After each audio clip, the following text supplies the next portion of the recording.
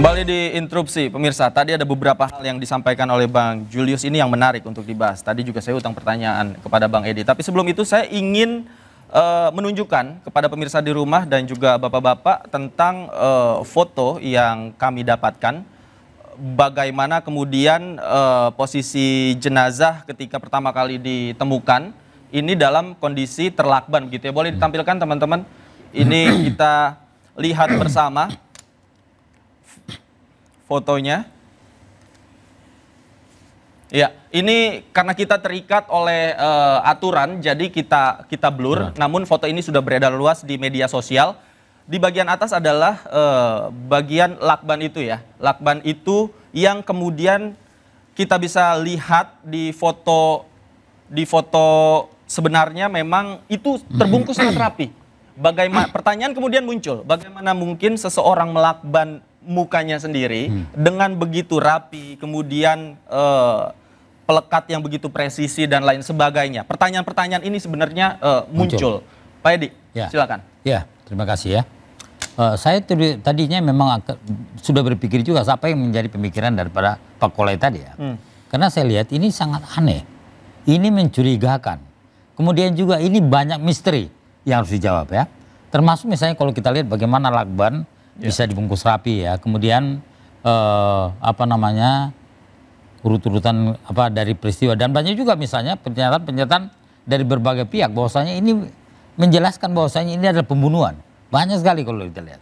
Tapi setelah kemarin mendengarkan apa yang menjadi paparan kepolisian ya, termasuk juga sodoran bukti-bukti fakta-fakta yang ada. Termasuk misalnya kalau kita lihat kemarin ada juga perkomunikasi ya yang walaupun memang handphonenya tidak ditemukan, tetapi ada fakta-fakta dalam komunikasi yang menyebutkan bahwasanya dia pernah menyampaikan, pernah berkeinginan untuk melakukan bunuh diri ya. Tapi di luar itu adalah yang paling penting adalah kita melihat bahwasanya ada fakta-fakta lain bahwa termasuk misalnya di dalam kamar ada 3 pengaman ya, kunci, kemudian ada lagi grendel dan ada lagi yang lain ya. Artinya pada saat itu kalau kita berpikir bahwasanya tidak mungkin ada orang lain masuk ke dalam kamar ya, bahwasanya ada pelaku yang melakukannya. Makanya disebutkan oleh pihak kepolisian adalah tidak ada pihak lain yang melakukannya. Bahkan saya berpikir ketika sebelumnya ini adalah kejahatan sempurna jika dilakukan oleh pihak lain ya. Namun setelah melihat daripada situasi di kamar tidak ada yang rusak ya. Kemudian ada lagi misalnya penjelasan daripada itu sangat menentukan ya, karena memang ini adalah merupakan penyidikan yang ilmiah, adalah scientific crime investigation ya, harus betul-betul bisa dipertanggungjawabkan kepada masyarakat ya. Kalau tidak, ini akan tidak bisa diterima oleh masyarakat. Baik. Baik, Bang Sal, ada pendapat? Saya mulai dulu, Bung Deif, suasana kita ini kita sedang berduka. Betul. Jadi turut berduka cita sedalamnya atas kematian almarhum, tentu juga kepada keluarga. Sebab saya kira karena faktor duka ini yang saya kira mengapa kemudian diskusi kita ini jadi kita lakukan. Dan yang kedua, kami ini sebagai advokat praktisi hukum tentu narasi yang kami akan juga berikan itu dari perspektif hukum. Saya mulai karena saya cermati betul komprehensi pers daripada, saya katakanlah polisi, karena di situ ada forensik, ada macam-macam. Ada yang saya apresiasi karena memang mereka total, yaitu statement daripada Dirkrimum. Saya kira harus kita berangkat dari sana karena tadi Pak Warsi sudah sedikit menyinggung, dia bilang ini masih dalam tahap penyelidikan. Masih dalam tahap penyelidikan. Belum. Ya kan, belum menjadi penyidikan. Cuman memang kontra karena ini yang sedang dinarasikan, sedang dikomprehensi pers itulah aspek hukum. Tapi di sisi lain anggotanya juga mengatakan ini adalah bunuh diri. Bicara bunuh diri, Dave, itu adalah aspek hukum. Itu jadi problematik. Karena komprehensi pers ini dipimpin oleh Dirkrimum Polda Metro, dia adalah simbol daripada kepolisian. Nah, bagi saya ini jadi unik, Pak Kompolnas. Bagaimana di sisi lain saya mengapresiasi agak sedikit berbeda soal kasus Sambo. Kalau Sambo waktu itu Mas Kasim kita ingat, tiba-tiba Kapolres Jakarta Selatan disclaimer bahwa ini bukan pembunuhan. Oke. Tetapi ini adalah upaya tembak menembak. Perlawanan. Nah, saya bersyukur kemudian Dirkrimum kemudian mengatakan, andaikan masih ada katakanlah informasi kemudian yang memberikan masukan, kita akan tidak lanjuti. Dasar moral itulah waktu saya diundang oleh produser, sebagian partisipasi kita bahwa kalau kita mengacu penyelidikan itu di pasal 1 ayat 5 tadi Pak Warsim sudah menyebut, ini rangkaian daripada tindakan penyelidik, apakah ini tindak pidana apa tidak? Artinya adalah teman-teman polisi menurut saya adalah mengetahui porsinya, tidak mengatakan tidak ada tindak pidana. Sekalipun saya bilang prihatin dibilang belum ada tindak pidana, tapi tim mereka yang memang dari forensik mengatakan ini adalah pembunuhan. Bicara pembunuhan, bicara bunuh diri, itu adalah aspek hukum. Pertanyaannya yang mana ini? Saya lebih setuju, saya memegang adalah disclaimer daripada Dirkrimum. Nah, oleh karena itu saya masuk dari sini, Dip. Karena memang ini adalah masih penyelidikan. Coba bayangkan, misalnya kita kan mewahnya kita advokat ini, Pak Warsim, kan hanya kemewahan bertanya, beda dengan penyelidik atau penyidik. Misalnya begini, wajar nggak misalnya bunuh diri, misalnya dia harus melakban dirinya? Ini pertanyaan simpel dan itu juga publik. Kemudian membuat plastik sekian lama. Bagaimana proses kematian itu begitu mengerikan? Satu itu pertanyaan tentu yang saya kira juga bisa menjadi masukan. Kedua misalnya begini, ada katanya dia berpergian dengan wanita. Misalnya pertanyaan-pertanyaan cerdas kita atau very simple. Mengapa misalnya pergi dia dengan wanita tidak kita tahu atau tidak ada CCTV-nya? Sementara misalnya yang di Deplu itu Mas Warsim, di mana itu adalah yang privacy, sampai dia ke lantai rooftop itu bisa ada. Mengapa misalnya itu kemudian tidak tahu kita wanitanya? Kita tahan dua pertanyaan itu dulu, biar pemirsa juga mengerti. Saya kasih kesempatan, Pak Yusuf, silakan. Jadi terkait dengan peluang,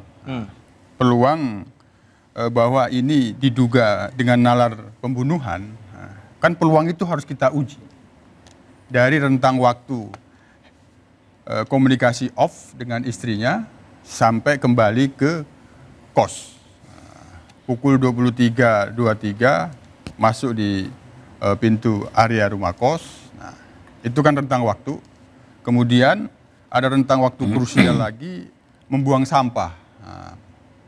Nah, ya kita buat posisi penyelidik itu dipastikan memposisikan yang diduga peristiwa pidana, yang berlawanan, yang bukan pidana itu pasti memposisikan karena dia menguji, mencari fakta itu. Nah, peluangnya katakanlah keluar buang sampah itu masuk itu kawan. Nah, tapi bagaimana cara pelaku itu melakukan pembunuhan? Kalau apabila dia bisa masuk, kunci slot yang terkunci dari dalam itu dia kunci dari jendela kan bisa dibuka, bisa ditutup. Pertanyaannya, pada saat penjaga kos membuka jendela itu posisinya terkunci atau tidak? Itu kita tanya, terkunci. Nah, kalau ada pelaku itu berhasil dia mengeksekusi, kemudian dia tutup dari jendela kunci slotnya itu, bagaimana dia jendela itu dikunci? Nah, sementara teknis kunci jendela itu tidak bisa model ditutup terus cekrek gitu. Saya belum lihat ke sana sebenarnya, Di. Iya. Mas Warsim, kalau kita lihat konferensi pers itu kan kurang lebih jam 23 itu kan masih di rooftop. Kemudian ditemukan dia jam 5 sudah jadi mayat. Pertanyaannya, ada 6 jam jeda nih. Dia sudah di kamar itukah? Karena kan ada yang tadi itu yang dibilang Ijul itu ada memar-memar. Apakah dia masih di luar? Itu yang kita bilang. Baru di mana pada saat ini karena jam 6 jam ini belum ditemukan ini. Dan juga tidak ada konferensi pers daripada Dirkrimum. Waktu 6 jam itu apakah dia sudah di dalam jadi mayat? Atau dibayar dulu baru kemudian di sini? Karena kita lihat gini. Saya tambahkan satu lagi supaya lebih proporsional. Waktu kita lihat CCTV misalnya, waktu disuruh dibuka, itu lancar sekali pembukaan daripada jendela itu. Coba bayangkan kenapa tiba-tiba ada supaya dibuka, karena yang saya tahu misalnya gini loh, kos-kos itu Dave, sedikit lagi Dave, supaya kos-kos itu karena privacy, kita bicara privacy. Tidak boleh sembarangan kemudian orang tiba-tiba buka misalnya basuh jadah 6 jam. Betul. Iya kan, di mana coba logikanya gitu loh, kecuali ada bau mayat, ada dugaan ini. Mas Yusuf gimana? Betul. Rentang Artinya, waktu 6 jam. Bentar dulu, Bang Saur sepakat dengan nalar yang kita bangun soal waktu itu. Iya. Soal waktu itulah yang kita uji karena dia krusial untuk memastikan pada saat dia masih di luar, apakah almarhum masih menjalani kehidupannya bernyawa, hidup. Nah, itu harus dipastikan. Iya. Maka waktu yang krusial itu setelah dia buang sampah, terlihatlah dia masuk kembali. Setelah itu kita tidak melihat lagi dia keluar. Jadi aktivitas di dalam kamar saja? Iya. Selama 6 jam itu? Di dalam kamar. Oke. Itulah yang kita uji. Ada waktu 6 jam. Oke. Berapa lama waktu yang diperlukan oleh si pelaku? Itu kita uji. Ya. Oke. Nah, masuk jendela semakin rumit. Jendela Oke, itu buka baik. begini. Baik. Tapi gini, Dev. Baik, nanti saya kasih kesempatan. Nanti saya kasih kesempatan. Kita harus jeda dulu. Pemirsa jangan kemana-mana. Interupsi segera kembali.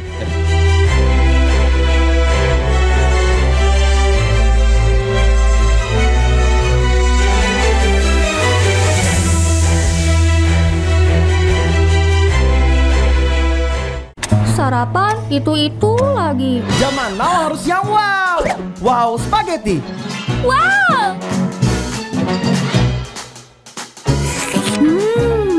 Malam ogah yang biasa. Zaman now makan yang wow. Rasanya seru-seru. Keju creamy carbonara, sosis gurih bolognese, dan ayam garlic alio e olio. Ada bubuk cabenya. Wow spaghetti. Zaman now makan yang wow. Aku sering melihat galon cuci ulang disimpan di tempat yang kotor. Jujur takut, bersih nggak ya untuk anak dan keluargaku? Kami mengerti kekhawatiran ibu. Untuk itu, Le Mineral menggunakan galon yang selalu baru agar terjamin kebersihannya. Le Mineral. Sarapan itu lagi. Zaman now harus yang wow. Wow spaghetti. Wow.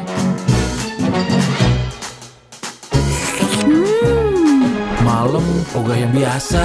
Zaman now makan yang wow. Rasanya seru-seru.